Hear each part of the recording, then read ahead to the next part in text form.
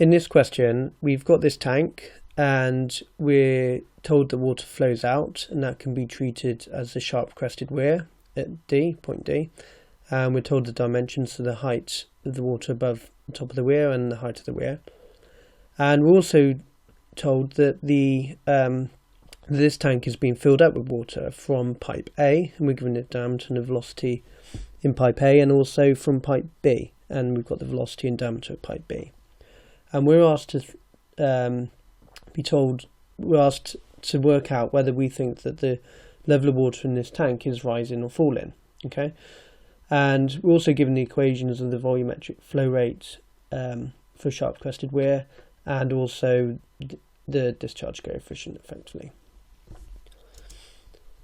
Okay, so effectively this is a continuity problem because for all the pipes we've been saying what goes in equals what comes out.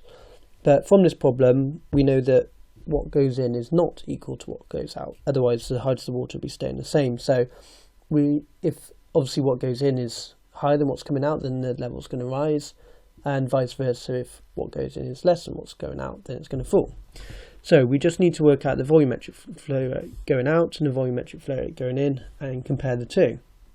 So for our weir, this is the equation for this constant.